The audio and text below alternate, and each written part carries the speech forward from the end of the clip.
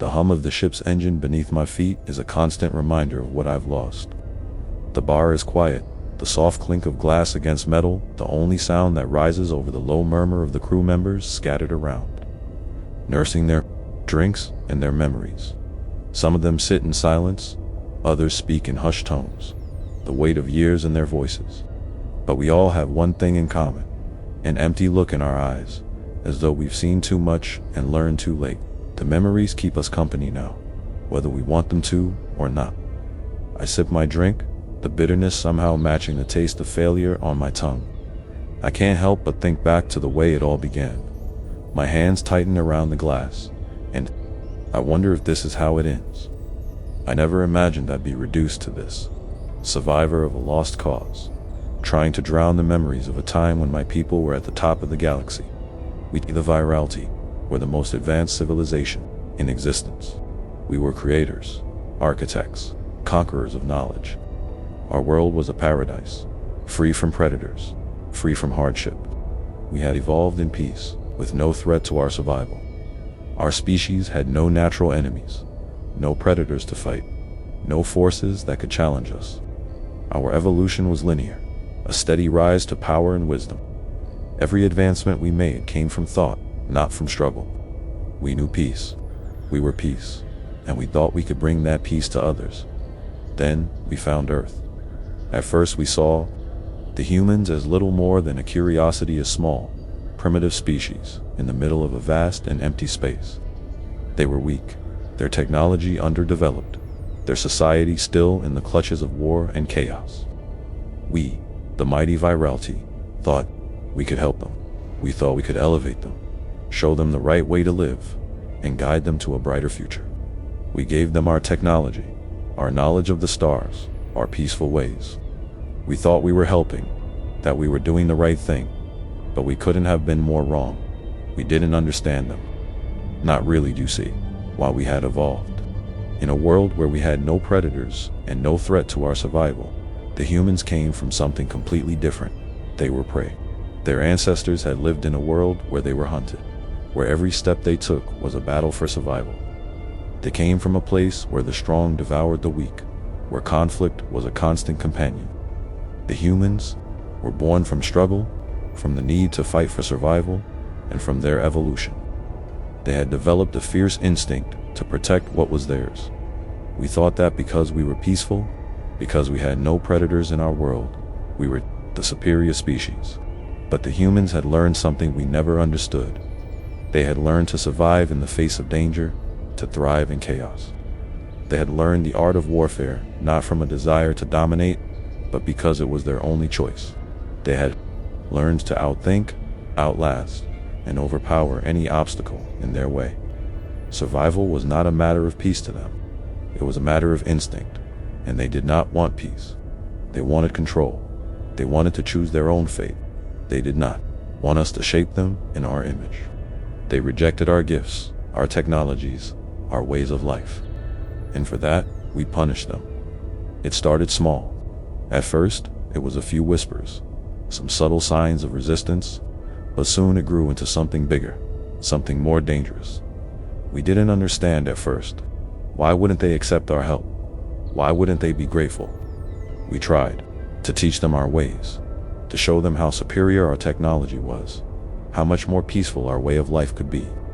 But instead, the humans rejected it. They fought back. They didn't fight us directly at first. No, they were too clever. For that, they began with subterfuge, with subtle sabotage. They infiltrated our systems, our technology. Ships went missing, supply lines were mysteriously cut off, and there were unexplained attacks on our infrastructure. We couldn't figure out where it was coming from or who was behind it. It wasn't just simple resistance, it was guerrilla warfare.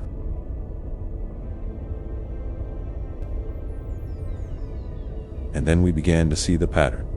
The humans weren't fighting us with brute force. They weren't matching us blow for blow.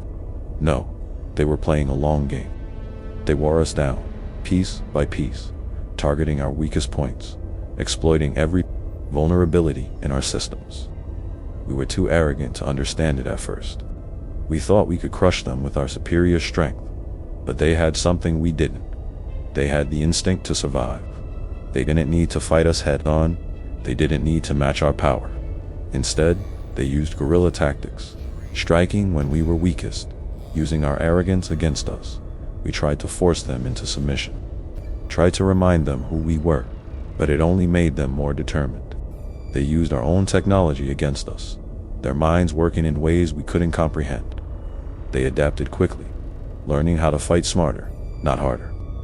They used espionage to infiltrate our ranks, turning our own systems against us. It wasn't just sabotage anymore. It was warfare, and it was brilliant.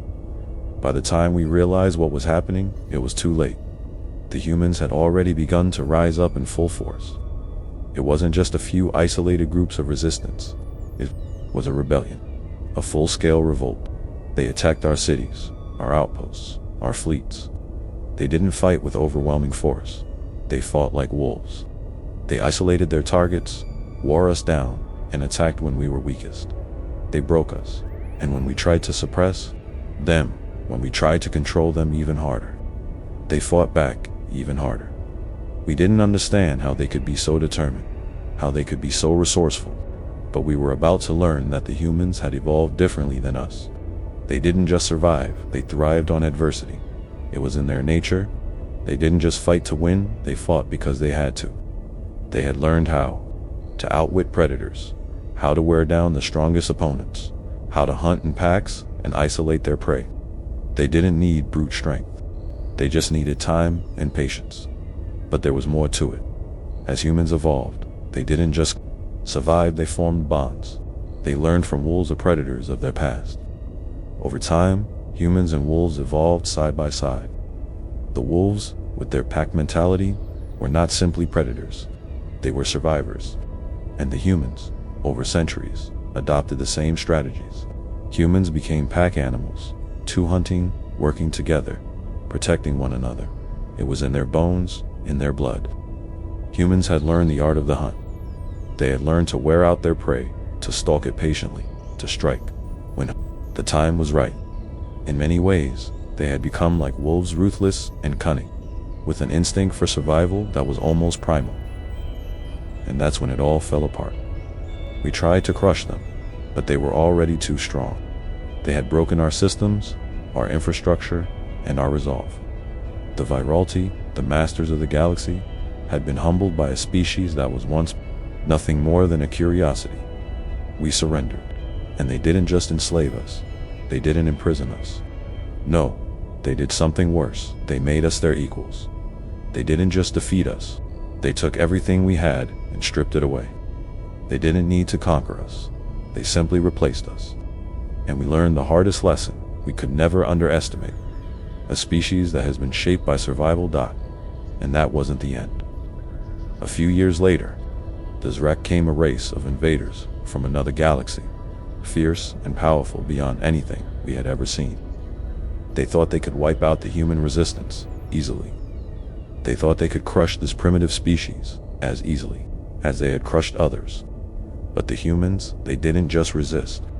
They fought back with the same instincts that had driven them to defeat us. The humans used their guerrilla tactics to wear down the Zerrak, attacking their weakest points, cutting off their supply lines, and sabotaging their fleets. They used deception to confuse the invaders, hiding their true strength until it was too late. The Zerrak believed they were invincible. They believed they were undefeatable. But the humans had learned to survive, to outlast, and to outwit. And they won. The humans didn't just save us. They became the defenders of the galaxy. They became the ones who held the line, the ones who protected us all. And now, here we are. The virality, once proud and mighty, standing side by side with the humans, not as rulers, not as conquerors, but as partners. We are equals now. And the galaxy knows that it is the humans, the wolves, who have come to dominate the stars. It wasn't our technology. It wasn't our superior intellect. It wasn't our peaceful way of life that won the day. It was the humans' instinct to survive, the cunning that had been honed through generations of struggle. They knew how to hunt, how to fight, and how to win when everything seemed lost. And now, we stand beside them, equal partners. Because in the end, it was the wolves who ruled the stars.